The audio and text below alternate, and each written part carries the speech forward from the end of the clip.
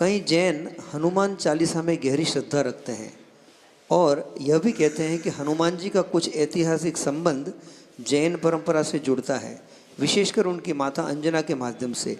मन में जिज्ञासा है कि जैन दृष्टि से हनुमान जी का क्या महत्व माना गया है।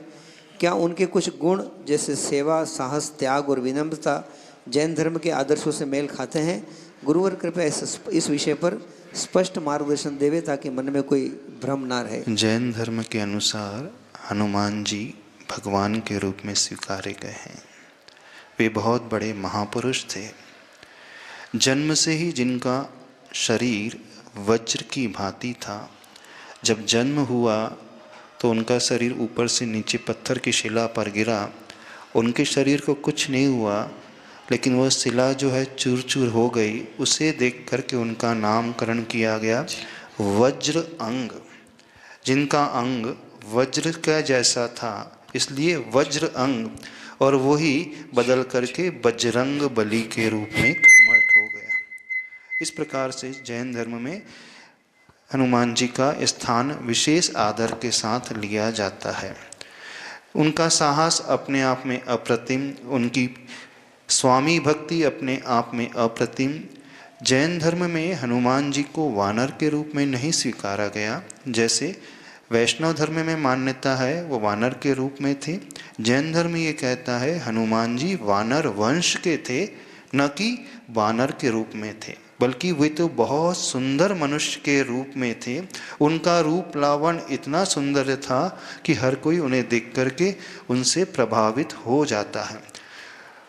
अब देखना, एक विशेष बात आप सबसे पूछना चाहते हैं। जब वहाँ वानर की कल्पना की गई है तो पुरुषों को तो वानर के रूप में दिखाया गया, लेकिन स्त्रियों को मनुष्य के रूप में दिखाया गया। अब ये प्रश्न समझ में नहीं आता है। पुरुष वानर हैं और स्त्रियां जो है मनुष्य के रूप में कैसे? तो फिर स्त्रियां भी वानरी के रूप में दिखाना चाहिए था।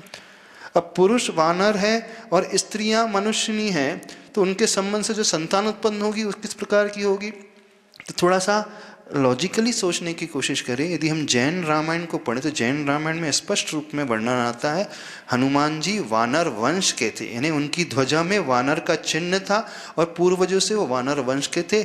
इसलिए उनको इस प्रकार से रूप बदल करके लोगों ने वानर की कल्पना कर ली। ऐसे ही रावण के बारे में आया, रावण राक्षस के रूप में नहीं थे, वो राक्षस वंश के थे। उनके 10 मुख नहीं थे, 10 मुख 10 व्यक्तियों जैसी बुद्धि उनकी थी, अथवा जन्म से उनके गले में नवरत्न का हार डाला गया तो उसमें 9 बिंबों की छवि आकृति उभर करके आ गई और एक 10वां उनका रूप इस अपेक्षा से हो गया।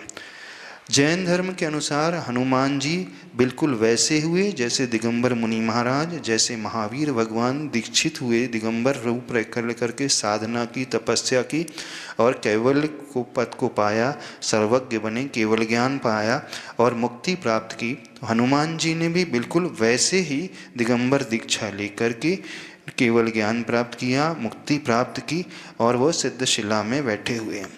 अब प्रश्न उठता है तो जैन श्रावक हनुमान जी की भक्ति कैसे करें? यदि आप मांगी तुंगी क्षेत्र गए हैं तो मांगी तुंगी क्षेत्र से हनुमान जी ने मुक्ति पाई है।